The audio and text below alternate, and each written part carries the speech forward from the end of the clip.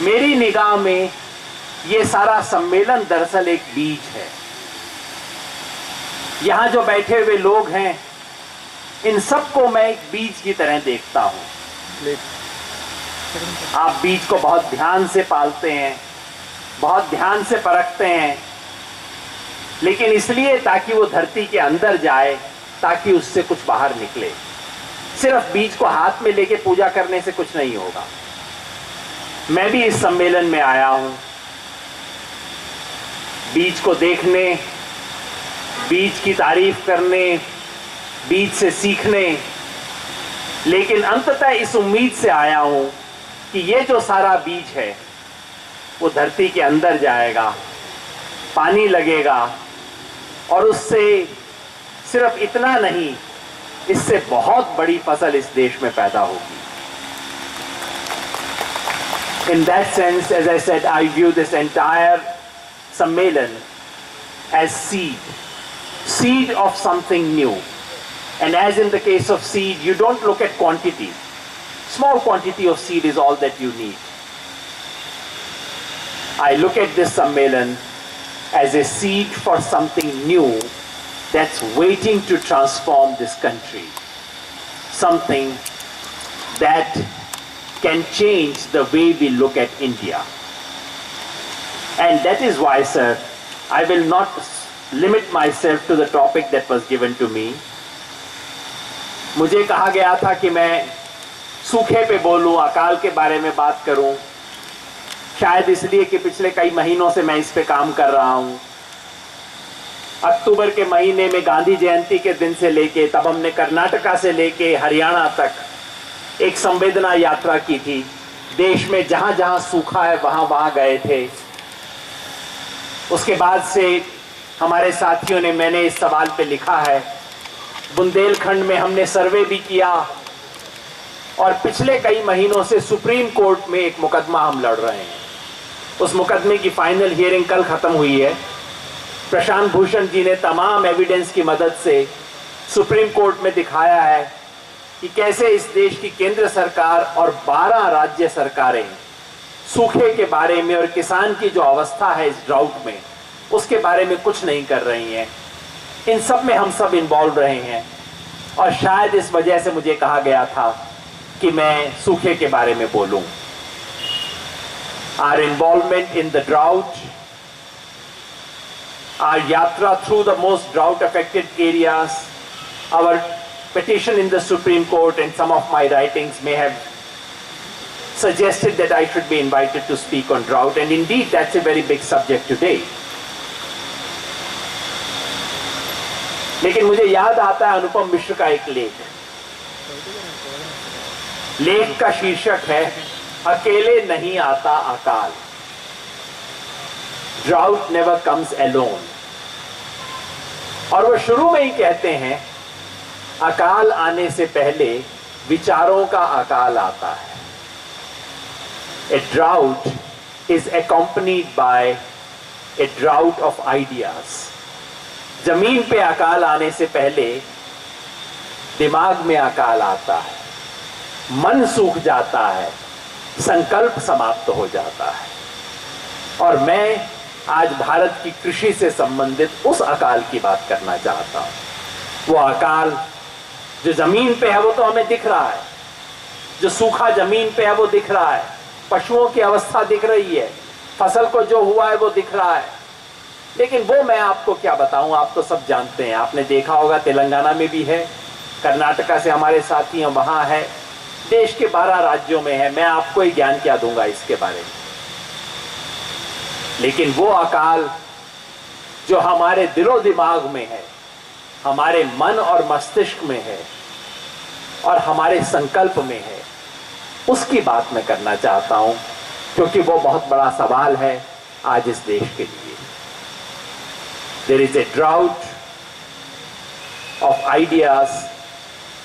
There is a drought in our heart, and there is a drought of our will, political will, when it comes to agriculture.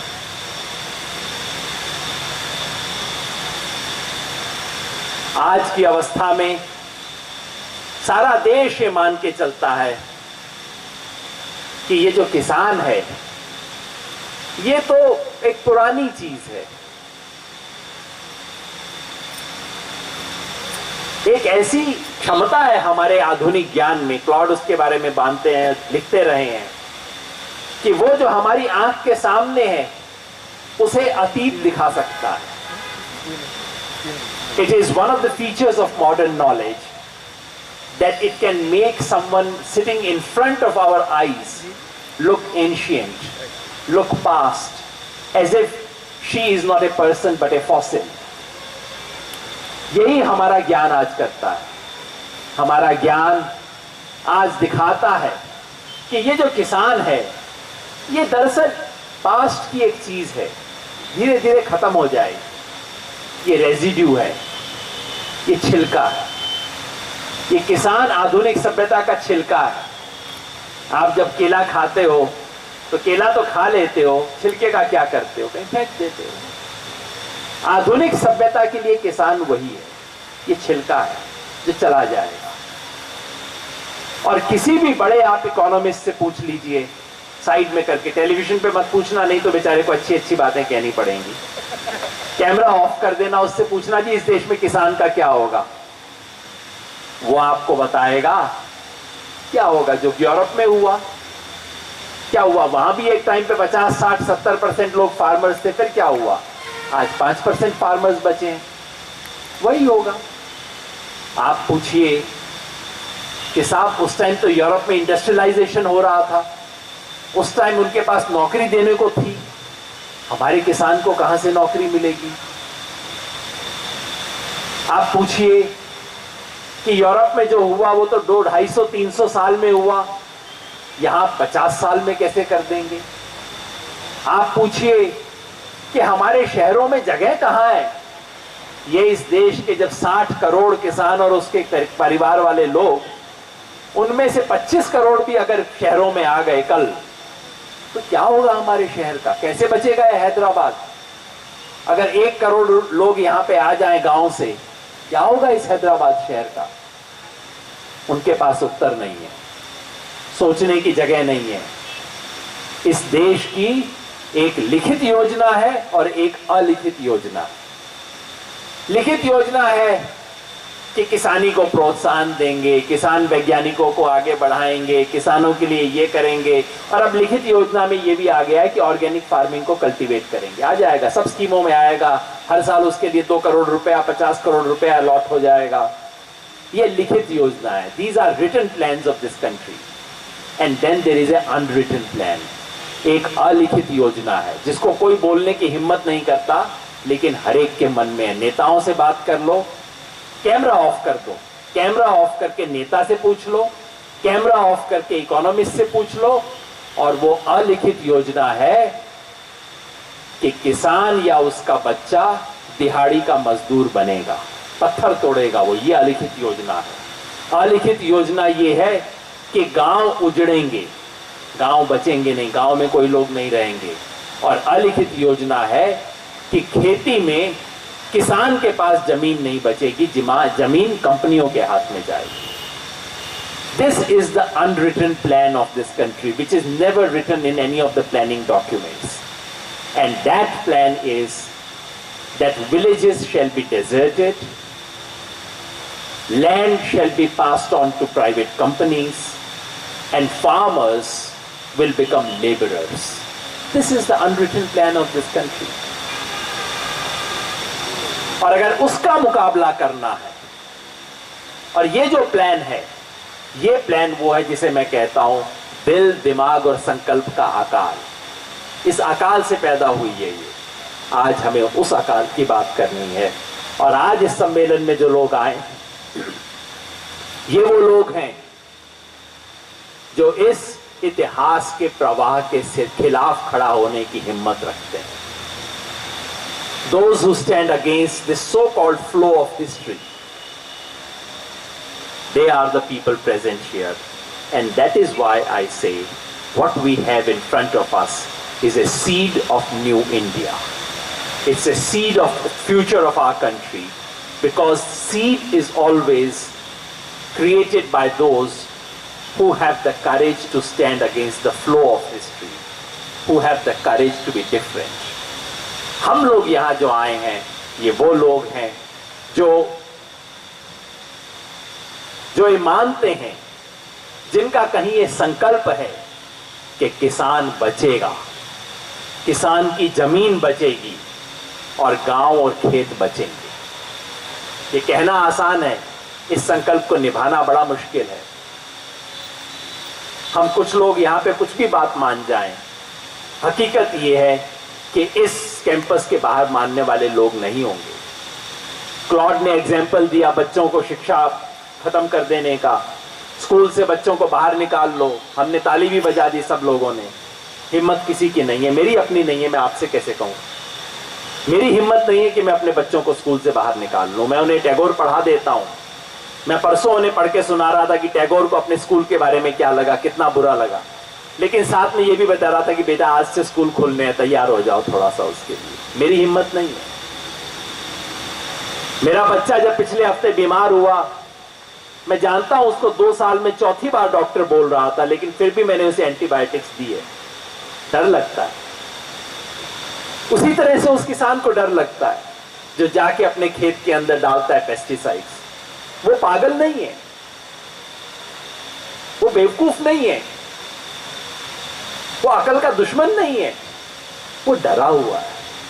उसे लगता है क्या करूं मैं, और कुछ मेरे पास नहीं। जैसे अपने बच्चे को एंटीबायोटिक्स देते टाइम मैं डरा हुआ होता हूं, वैसे ही वो किसान पेस्टिसाइड देते टाइम डरा हुआ है। उसके पास तो और कुछ नहीं है। वो सोचता है कि आप तो बाबू लोग हो, आप एक साल आपकी फसल चली भी गई तब भी आप जी जाओगे, मैं कैसे जीऊंगा। इसलिए वो जाके देता है। 1 बार 2 बार, हमने कॉटन में तो देखा लोगों ने 7 बार दिया। 7 बार देने के बाद क्या बचेगा उसके अंदर, लेकिन ये सब हुआ है।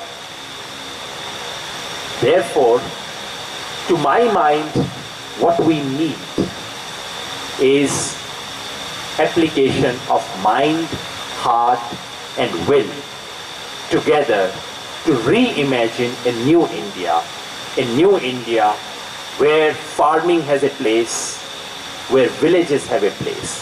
Villages are places where you look forward to living. Villages are not merely residue. Today, what is a village? गांव में से हर अच्छी चीज तो हमने निकाल ली और हर बुराई गांव के अंदर रख दी है इस वक्त हमें। तो क्यों कोई जीना चाहेगा गांव? And that is linked to my idea of politics. मैं जानता हूं mister Kodandaram is suppose to speak about that, but I must bring this in because I think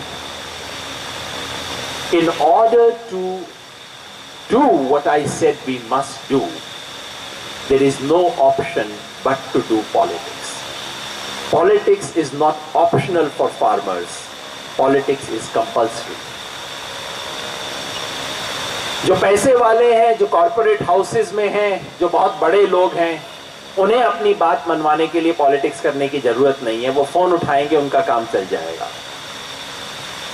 जो सरकारी कर्मचारी है, जिसको अपना डीए लेना है, जिसको अपना ईपीएफ ठीक करवाना है, पीएफ की प्रॉब्लम्स को ठीक करवाना है, उसे पॉलिटिक्स करने की जरूरत नहीं है। वो ट्रेड यूनियन बना लेता है, आधे दिन की सांकेतिक हड़ताल कर देता है, उतने में उसका काम चल जाता है। आइडियली तो ये भी करने की जरूरत नहीं है।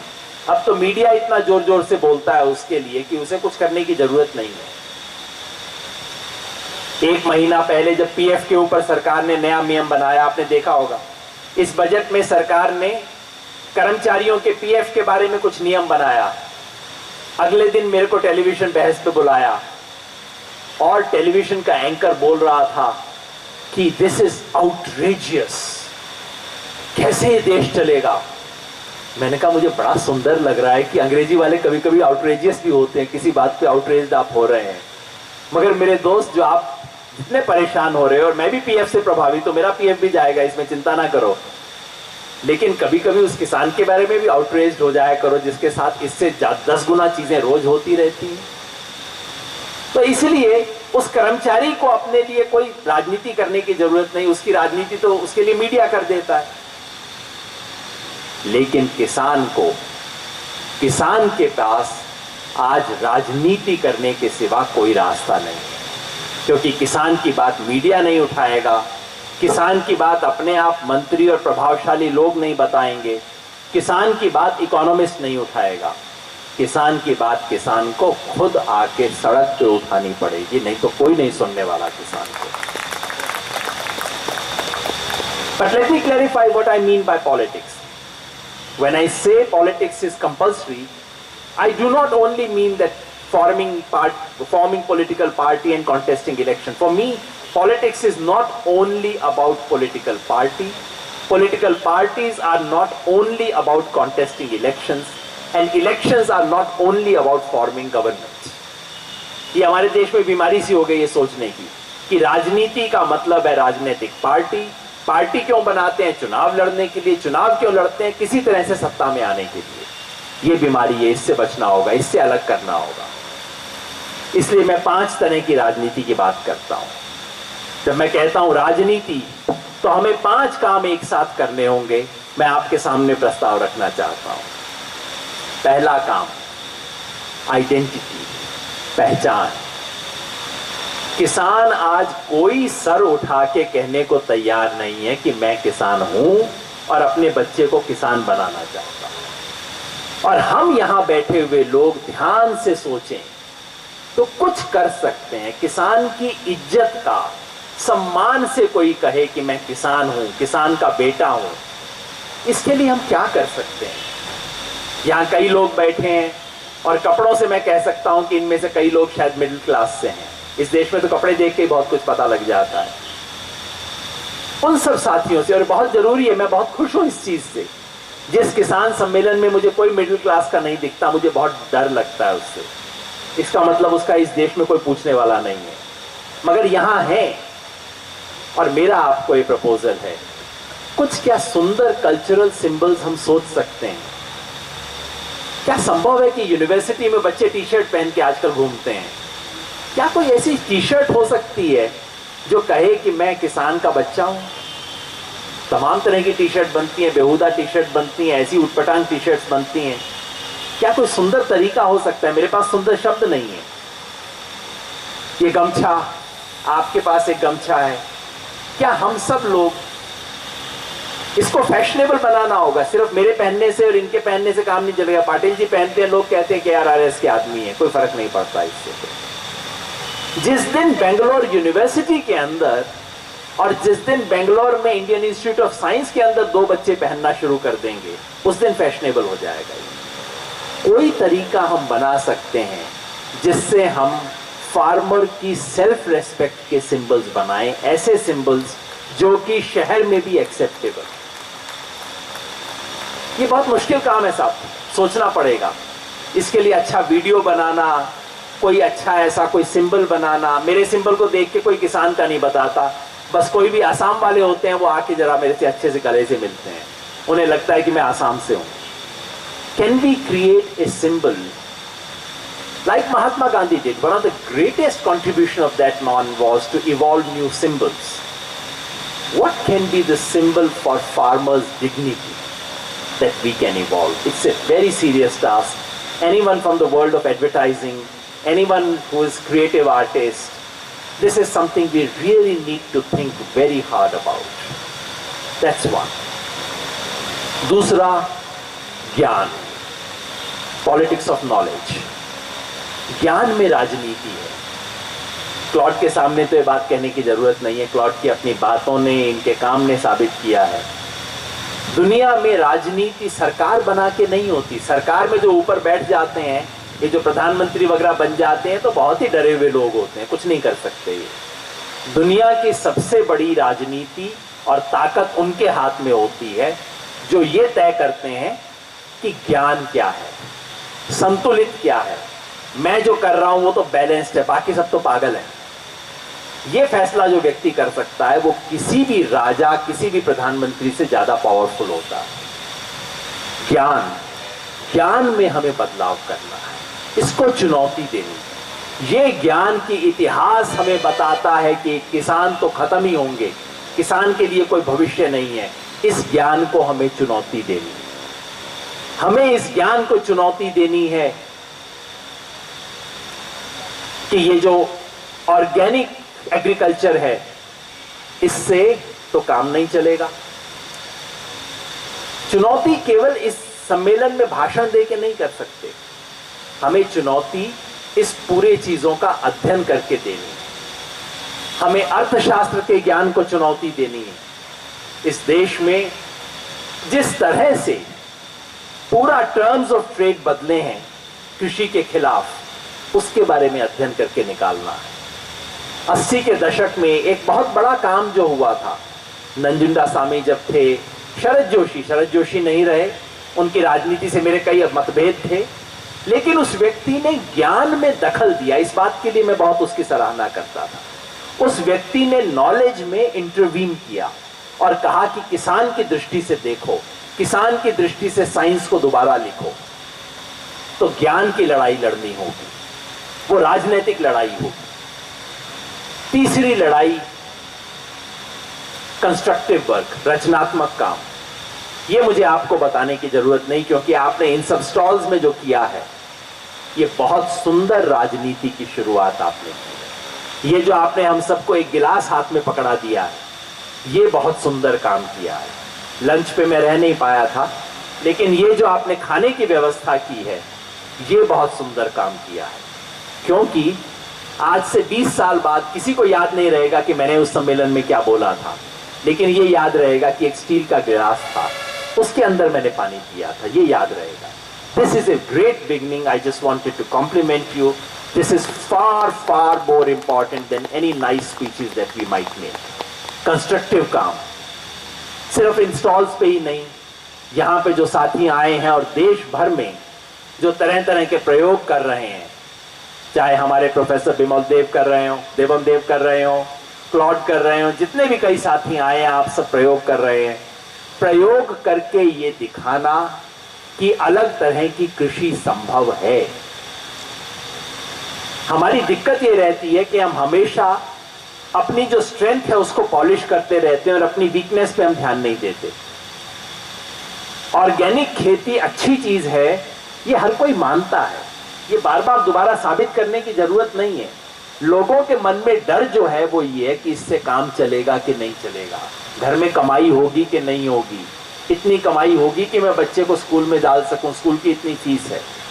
So it is not so much the ethical and ecological beauty of farming that we need to demonstrate.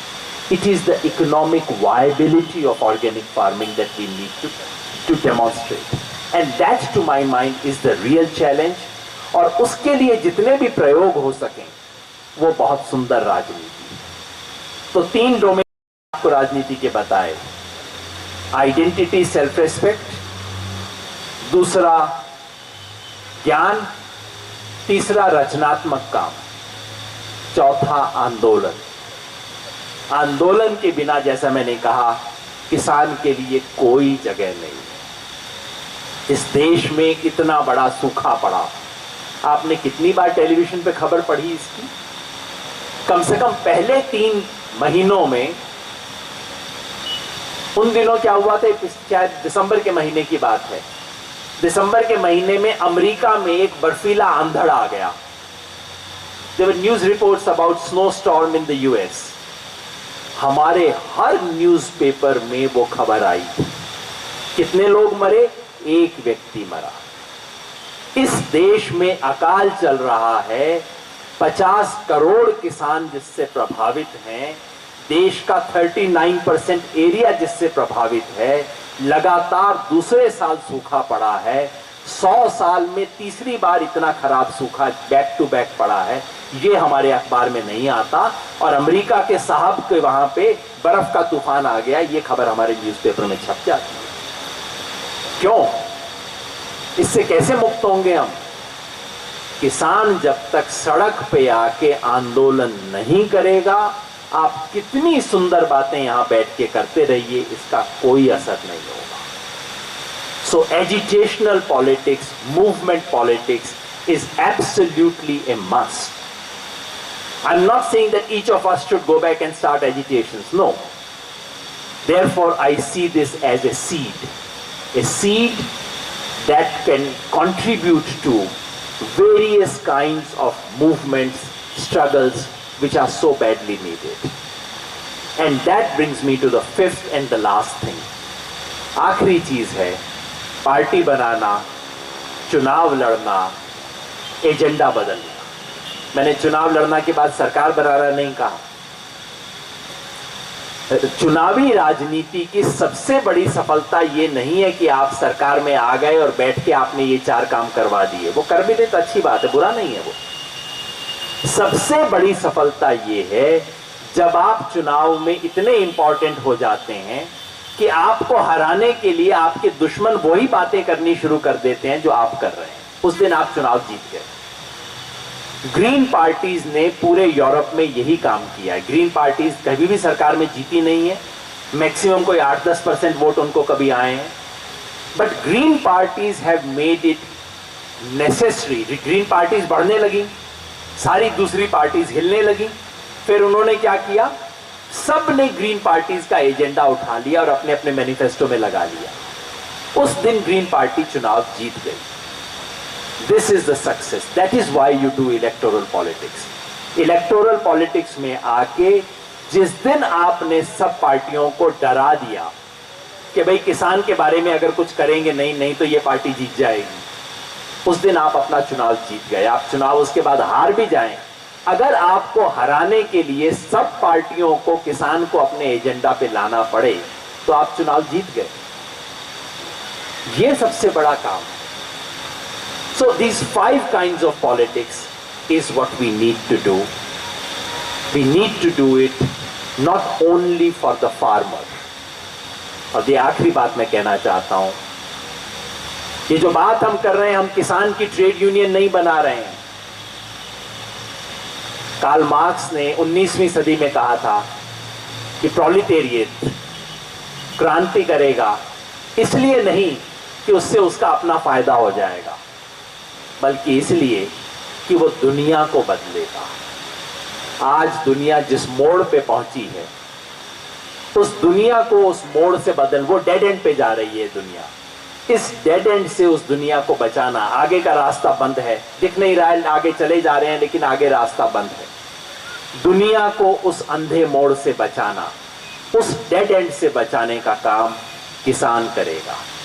किसान बेचारा नहीं है, किसान पूरी दुनिया को चारा दिखा रहा है, पूरी दुनिया को रास्ता दिखाने का काम करेगा। ये जो किसान का संघर्ष होगा, ये जो पंचमुखी राजनीति होगी, ये राजनीति सच्चे अर्थ में स्वराज होगा। और ये जो सच्चे अर्थ के स्वराज की राजनीति है, इससे सिर्फ किसान का भला नहीं होगा, ये पूरी दुनिया को एक भविष्य की दिशा दिखाएगा। इस लिहाज से किसान स्वयं इस नई दुनिया के लिए एक बीज का काम करेगा और वो बीज का काम हम खुद करेंगे। ये मेरी बहुत बहुत उम्मीद है। शुक्रिया।